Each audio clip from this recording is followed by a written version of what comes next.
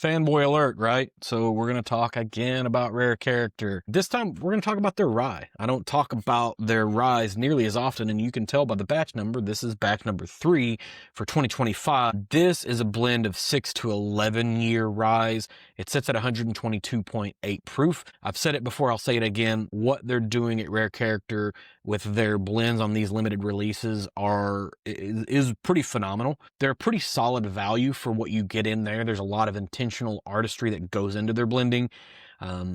Said early on, fanboy alert, it is what it is, but what goes into the bottle is really worth your time. So let's talk about the tasting notes on this. We drank it 3 different days with 3 different sets of glassware with the intent to remove environmental bias. The first time through, the nose on this was effervescence, and it wasn't overly sweet, but it was like a dessert baked type good of some type, but not overly sweet, with a little bit of herbal to it. The palate on it was really drying in the mouth, and it moved into like a creamy orange, and the finish had some like apple cider and maybe some nut to it.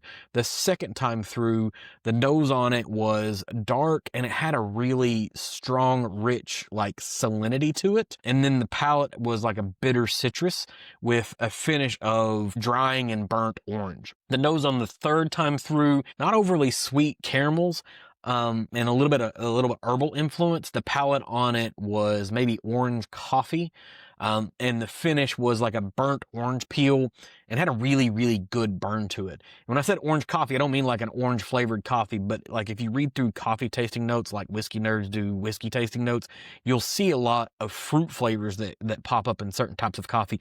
And that's what I'm really getting at, is like if you were to find orange inside of a coffee instead of you're adding it to it, or maybe you're creating like a coffee tonic and you're putting a little bit of orange bitters to it, something along that lines. Not just like, hey, let's put a gallon of orange juice into a cup of coffee, which probably wouldn't be super great. So I'm rambling a little bit. Really like what they're doing. Pay attention to what's going on over there. Follow them where you can. Pick up any bottles.